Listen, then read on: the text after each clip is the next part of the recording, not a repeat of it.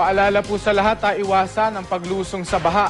Alam nyo, sa Davao City, umakyat na sa 4 ang bilang ng mga namamatay dahil sa leptospirosis. Pinakahuli ang 2 lalaking magkabarangay na lumusong daw sa baha kahit may sugat sa paa. Makibalita tayo kay Marlon Palmahil ng GMA Davao.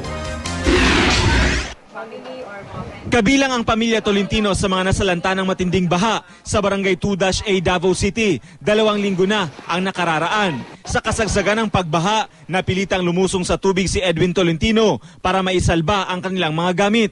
Tumulong din daw siya sa paglikas sa mga gamit ng mga nangungupahan sa kanilang boarding house.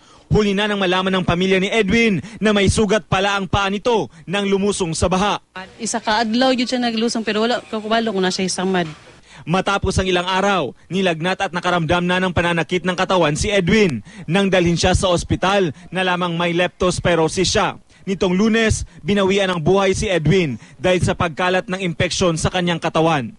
Bukod kay Edwin, isa pa niyang kabarangay ang namatay dahil din sa leptospirosis. Ayon sa live-in partner ni Jerry Digap, nakagat ito ng daga at nasugatan pa sa yero nang lumusong sa baha.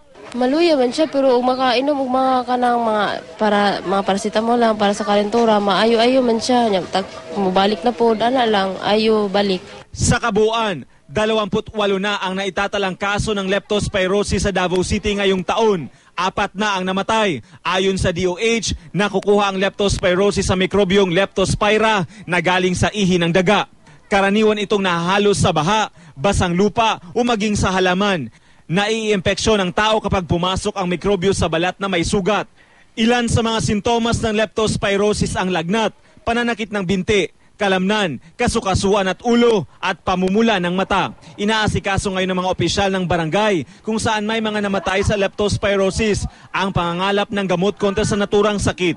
Pinayuhan din ang mga residente na iwasang lumusong sa baha at maruming tubig. Kung hindi maiiwasang lumusong sa baha, gumamit ng bota. Makabubuti rin kung susugpuin ang mga daga sa bahay. Marlon Pamahil, Nagbabalita, Pilipinas.